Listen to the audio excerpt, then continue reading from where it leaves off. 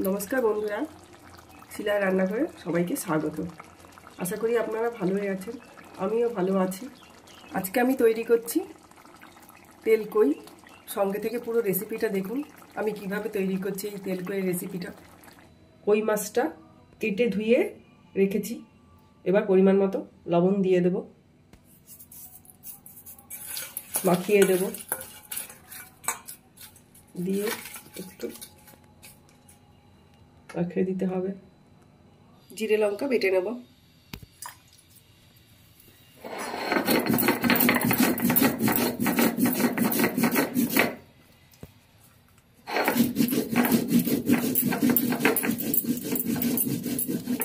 কড়াইটা বসিয়ে দিয়েছি, কড়াইটা গরম হয়ে গেছে। এবার অল্প করে তেল দিয়ে দেবো কড়াতে। মাছটাতে লবণ আগেই মাখিয়ে রেখেছি, এবার হলুদ মাখিয়ে মাছটা ভেজে নেব।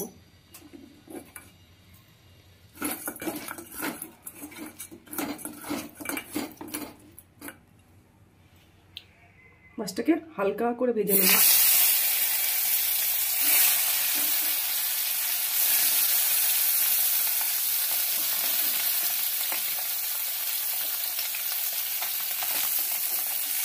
বেশি ভাজবো না, হালকা করে ভেজে নেব।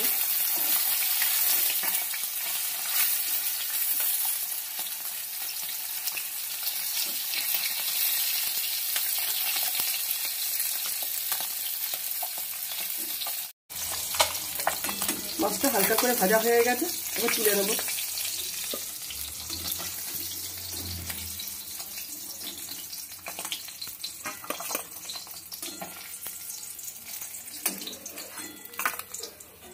এইভাবে সব মাছগুলো আমি ভেজে নেব।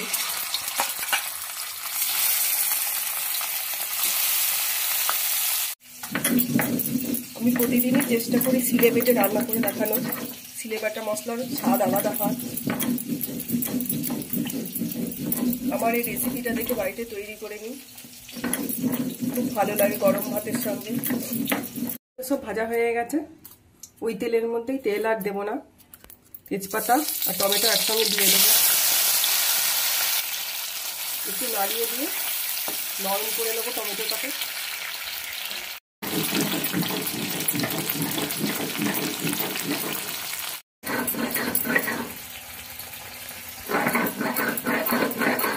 মিহি করে মশলাটা বাটা হয়ে গেছে,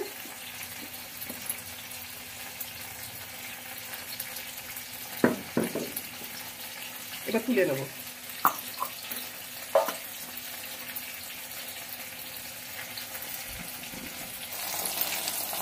খুন্তিতে একটু নাড়িয়ে দেবো, টমেটোটা দেখুন নরমই হয়ে গেছে। বেটে রাখা জিরে লঙ্কাটা দিয়ে দেবো, পরিমাণ মতো লবণ দিয়ে দিলাম, হলুদ দিয়ে দিলাম। এবার ভালো করে সব কিছু দিয়ে কষিয়ে নেব। আমার এই রেসিপিটা যদি ভালো লাগে তাহলে লাইক করবেন, কমেন্ট করে জানাবেন, শেয়ার করবেন, চ্যানেলটিকে সাবস্ক্রাইব করে আমার পাশে থাকবেন।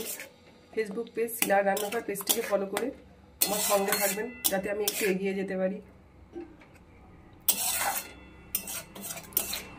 গ্যাসের ফ্লেমটা সবসময় মিডিয়ামে রেখে কষিয়ে নিতে হবে এই মশলাটাকে টমেটোর সঙ্গে।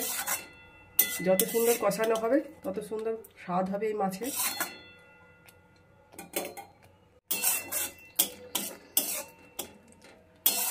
আমি সবসময় চেষ্টা করি বাটা মশলা দিয়ে রান্না করা, কারণ বাটা মশলার স্বাদ অনেক বেশি হয় গুঁড়ো মশলার থেকে।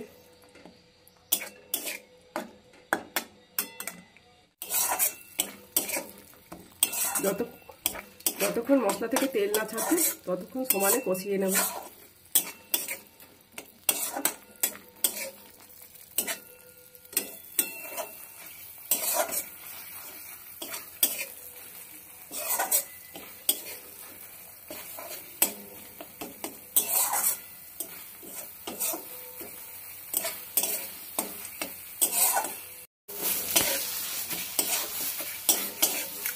সমানে নেড়ে নেড়ে মশলাটাকে কষানো হয়েই গেছে।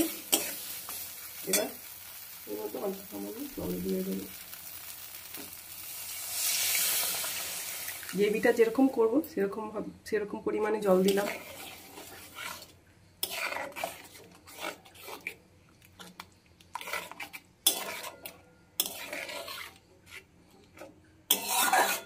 নেড়ে দিলাম, ভালো করে নেড়ে দিতে হবে।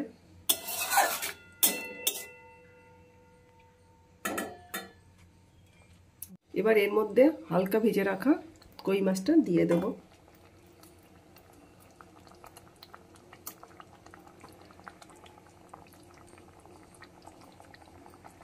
গ্যাসের ফ্লেমটা মিডিয়ামে রাখতে হবে যাতে পোড়া না লেগে যায়।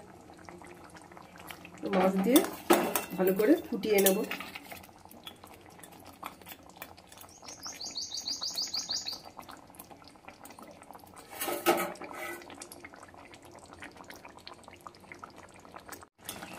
এবার মাছটাকে উল্টে দেব, একটু আস্তে আস্তে উল্টে দিতে হবে মাছগুলোকে।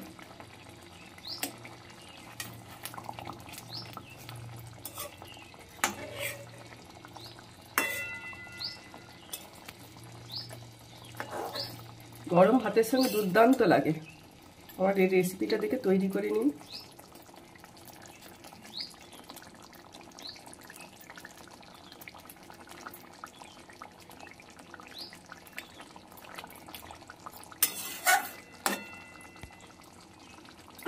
জল জল করে একটু এলাচ বেটে রেখে দিয়ে দেবো উপর দিয়ে।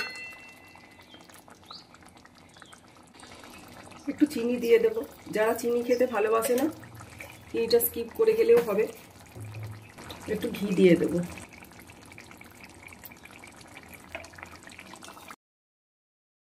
এলাচ বাটা, ঘি, চিনি সব কিছু দেওয়া হয়ে গেছে। এবার আলতো হাতে নাড়িয়ে দেব। কত সুন্দর রং হয়েছে, খেতেও দুর্দান্ত লাগে। এইভাবে তৈরি করলে তেলকই।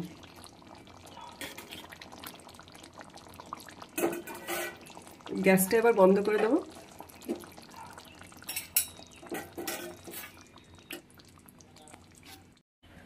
তৈরি হয়ে গেল আমার তেলকই। এবার নামিয়ে নেব।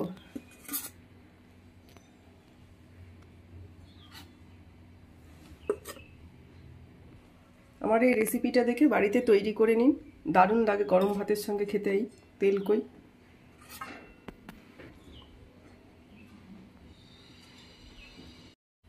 আমার এই রেসিপিটা যদি ভালো লাগে লাইক করবেন, কমেন্ট করে জানাবেন, শেয়ার করবেন।